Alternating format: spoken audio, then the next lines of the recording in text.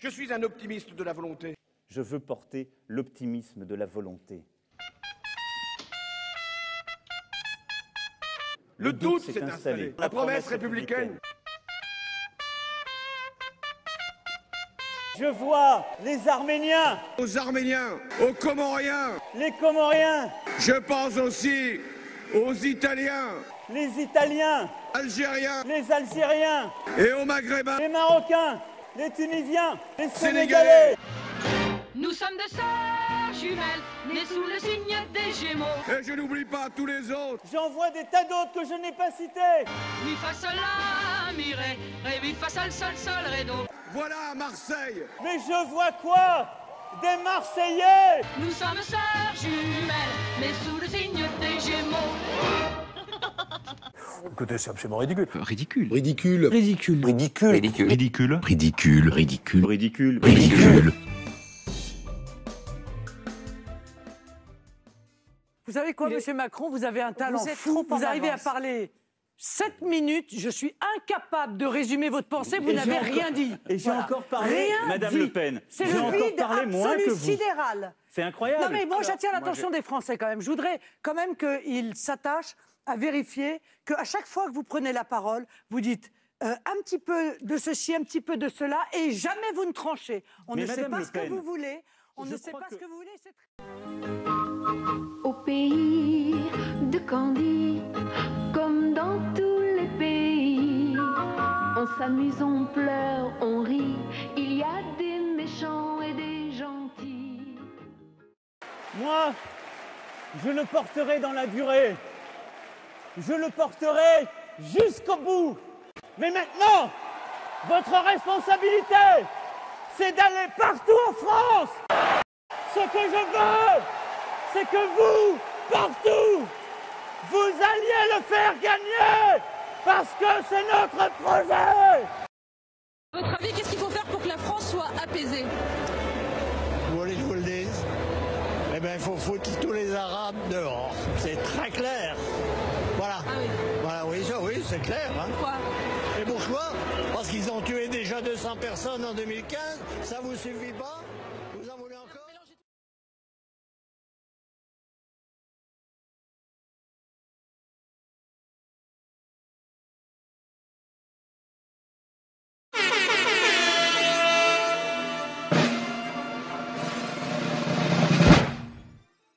Monsieur Macron, c'est quoi la France pour vous? La France, ça n'est pas une identité fixe. Il n'y a d'ailleurs pas une culture française.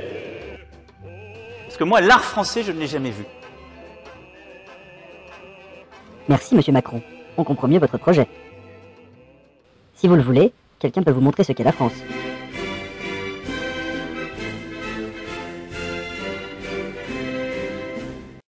Parce que c'est notre projet.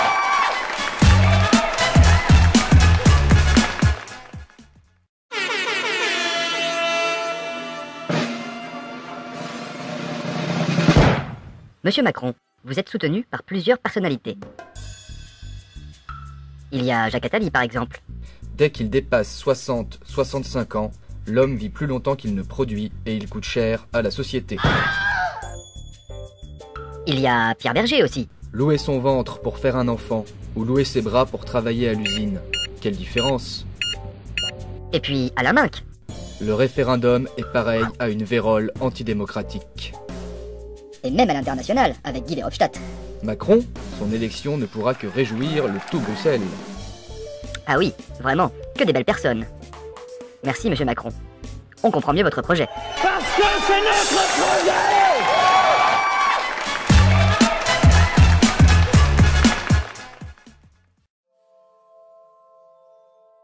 Stop ou encore, vous connaissez ce jeu à la radio?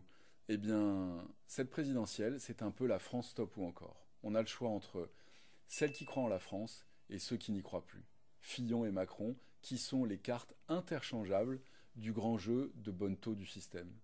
Fillon et Macron, c'est 10 ans d'échec. Il y a guère plus qu'eux d'ailleurs pour croire et défendre une Union européenne qui a ruiné notre agriculture. Pour eux, labourage et pâturage ne sont plus les mamelles de la France, comme disait Sully, ministre d'Henri IV, mais mondialisation sauvage et immigration massive. Macron, c'est l'avatar de François Hollande. Il est tout droit sorti d'une sorte de reality show de la finance et il est passé en 5 ans de banquier d'affaires chez Rothschild à ministre socialiste. Il est capable de dire tout et le contraire de tout à 48 heures d'intervalle. Il est d'ailleurs même capable de dire tout et le contraire de tout dans la même phrase. C'est pour ça qu'on ne comprend pas ce qu'il dit. En revanche, il n'a jamais démenti son intention de faire financer la construction de mosquées par de l'argent public. Non plus qu'il a démenti le souhait de mettre en place la discrimination positive, qui est en réalité une préférence étrangère. Et quand il est parti passer à Berlin, passer son entretien d'embauche, il s'est prosterné devant Mouti Merkel pour la féliciter d'avoir accueilli 1,5 million de migrants, dont on ne sait combien de terroristes infiltrés, et dont elle a perdu la trace de 500 000, qui pourraient sans problème passer chez nous, puisqu'on n'a plus de frontières, merci Schengen. Schengen, que Fillon voudrait voir passer à la version 2.0. Ça promet, non? Fillon, d'ailleurs, parlons-en. Fillon, c'est 600 milliards d'euros de dette. C'est 1 400 000 chômeurs. C'est 1 million d'étrangers légaux en plus, sans parler des clandestins. Et leur programme commun à tous les deux, c'est quoi? Faire battre Marine. Un peu léger, non? Eh bien, le programme de Marine, c'est de remettre la France en ordre. Et cette France qu'on aime, elle en a bien besoin d'être mise.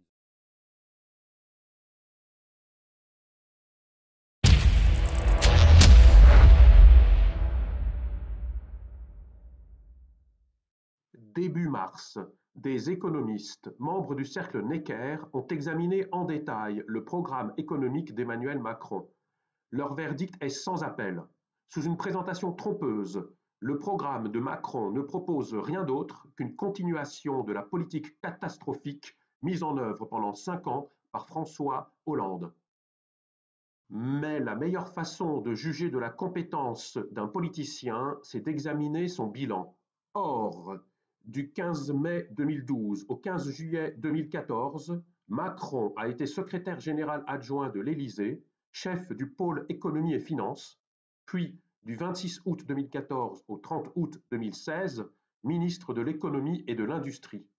Macron est donc le dirigeant qui a eu le rôle le plus important dans la politique économique de la France de 2012 à 2016 avec François Hollande. Même Bayrou, qui soutient Macron, a reconnu la responsabilité absolue de ce dernier dans la politique économique de la France durant ces 4 années. Voici les résultats de Macron pour le chômage. À son arrivée, en mai 2012, il y avait moins de 5 millions de chômeurs, toutes catégories confondues. À son départ, en août 2016, il y avait plus de 6 millions de chômeurs. Ainsi, à cause de Macron, le nombre total de chômeurs a dépassé les 6 millions, ce qui représente le record absolu de toute l'histoire de France. Voici les résultats de Macron pour la dette publique. À son arrivée, en mai 2012, la dette publique de la France se montait à un peu plus de 1 800 milliards d'euros. À son départ, en août 2016, la dette publique dépassait les 2 200 milliards d'euros. Ainsi, à cause de Macron, la dette publique de la France a dépassé les 2 200 milliards d'euros, soit quasiment 100% du produit intérieur brut, ce qui représente là aussi le record absolu de toute l'histoire de France. Voici les résultats de Macron pour les impôts. À son arrivée, en mai 2012, l'ensemble des impôts se montait à un peu plus de 900 milliards d'euros par an. À son départ, en août 2016, les impôts atteignaient presque les 1 000 milliards d'euros par an, ce qui représente, là encore, le record absolu de toute l'histoire de France. Macron a donc réussi le tour de force de battre tous les records dans les domaines du chômage, de la dette publique et des impôts. La conclusion est claire. Macron est le responsable principal de la catastrophe économique qui détruit la France sous nos yeux. Macron est archi-nul en économie et il représente un danger mortel pour notre pays. Le 23 avril, nous avons l'occasion de voter au premier tour de l'élection présidentielle pour protéger notre pays contre l'anti-français Macron. Allons tous voter le 23 avril pour mettre Macron à la poubelle.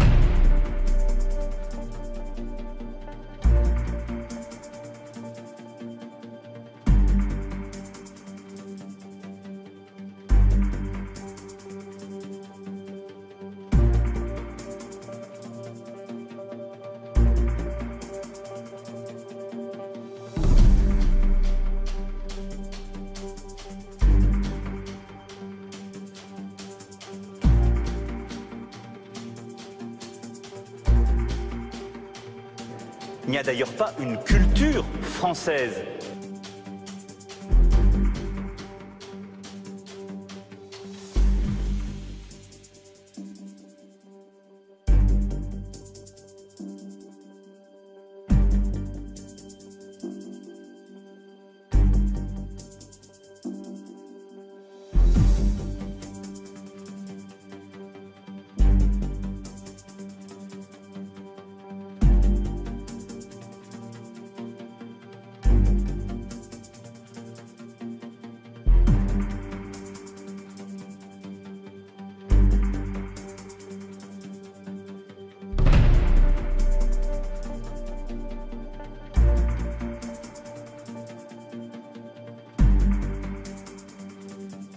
Il n'y a d'ailleurs pas une culture française.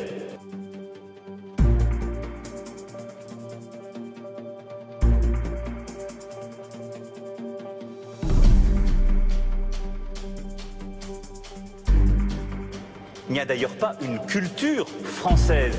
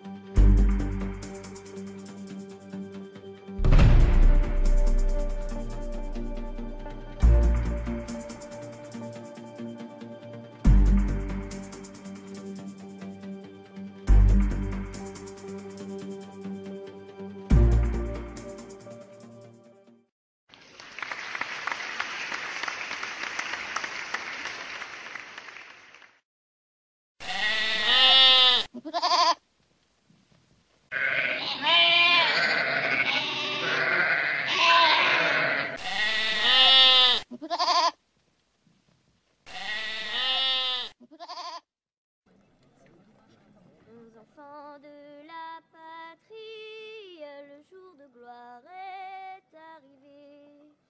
Contre nous de la tyrannie, l'étendard sanglant est levé. L'étendard sanglant est levé. Entendez-vous dans les campagnes mugir ces féroces soldats? Ils viennent jusque dans vos bras, égorgez vos fils et vos compagnes. Aux armes, citoyens, formez vos bataillons. Marchons, marchons, qu'un sang impur abreuve nos sillons. Mes chers compatriotes, dans quelques jours, vous aurez à voter pour choisir le futur président de la République. C'est un choix essentiel pour votre avenir, celui de vos enfants et pour la France. L'heure est grave. Jamais, je pense, une élection présidentielle n'a été aussi déterminante. Soit nous continuons avec les politiques qui sont menées depuis des années sur le chemin de la désespérance, du chômage, de l'appauvrissement, de l'immigration, de l'insécurité, soit nous tournons enfin la page et nous choisissons de nous redonner un avenir. Pour les patriotes, pour tous ceux qui veulent mettre le système en échec, il y a une possibilité de l'emporter. C'est en cela aussi que cette élection est historique. Mais pour ça, pour pouvoir l'emporter le 7 mai prochain, il n'y a qu'un seul vote. Si vous êtes patriote, il n'y a qu'une seule candidature pour laquelle il faut vous mobiliser. Une seule qui est une chance de l'emporter et de pouvoir enfin rendre à la France ce qu'elle mérite. Chaque voix compte. Chaque voix sera importante. Alors je vous le demande. Ne vous dispersez pas, votez utile dès le premier tour. Dès le premier tour, choisissez ma candidature, la seule qui permettra la victoire patriote, la victoire de la France, votre victoire. Je compte sur vous.